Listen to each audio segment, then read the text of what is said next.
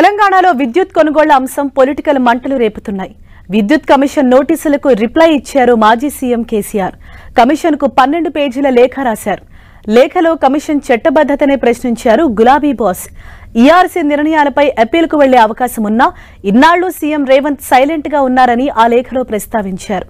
రాజకీయ లబ్ధి కోసమే ఎంక్వైరీ కమిషన్ వేశారని కేసీఆర్ విమర్శించారు. ఈఆర్సీ తీర్పులపై ఎంక్వైరీ కమిషన్ వేయకూడదన్న ఇంగితం కూడా ప్రభుత్వానికి లేదన్నారు గులాబీ బాస్. ఎంక్వైరీ కమిషన్ ఏర్పాటు చట్టవిరుద్ధమని మీరు కూడా సూచించకుండా బాధ్యతలు స్వీకరించడం విచారకరమని జస్టిస్ నరసింహారెడ్డిని ప్రశ్నించారు కేసీఆర్. తనపై రాజకీయ కక్ష సాధింపు చర్యలకు దిగుతున్నారని జస్టిస్ నరసింహారెడ్డి కమిషన్కు రాసిన లేఖలో ప్రస్తావించారు కేసీఆర్. కమిషన్ చైర్మన్ చిట్చాట్ పేరుతో లీకులిస్తూ తనను అవమానపరుస్తున్నారని చెప్పారు.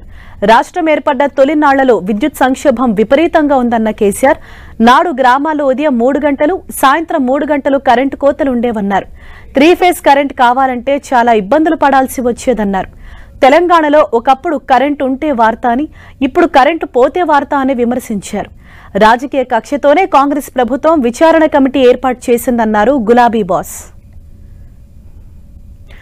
గత ప్రభుత్వానికి వ్యతిరేకంగా రిపోర్ట్ ఇవ్వాలన్న ఉద్దేశంతోనే కమిషన్ వ్యాఖ్యలున్నాయన్న కేసీఆర్, ఇప్పుడు తానేం చెప్పినా ప్రయోజనం ఉండదని స్పష్టమవుతుందని తెలిపారు. తాను లేఖలో పేర్కొన్న అంశాలను పరిగణలోకి తీసుకుని కమిషన్ బాధ్యతల నుంచి స్వచ్ఛందంగా వైదొలగాలని జస్టిస్ నరసింహారెడ్డికి విజ్ఞప్తి చేశారు మాజీ సీఎం కేసీఆర్.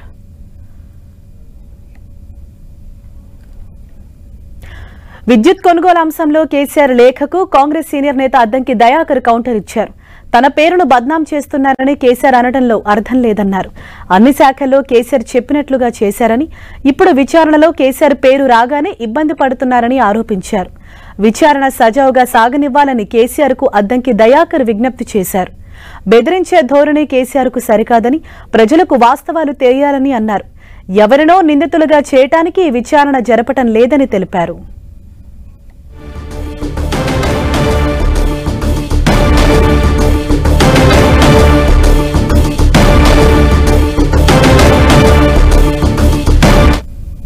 వారి పేరు ఎంక్వైరీలో వచ్చిందనో లేదంటే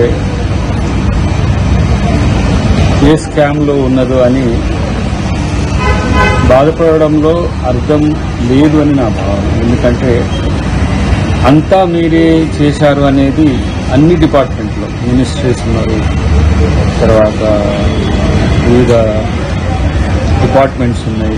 అన్నిట్లలో కూడా మీ ప్రమేయం లేకుండా ఏది జరిగినట్టుగానైతే ఇన్ని ఎంక్వైరీస్లో చూస్తుంటే ఎక్కడ కూడా అంతా మీరే అయినారనేది చర్చ.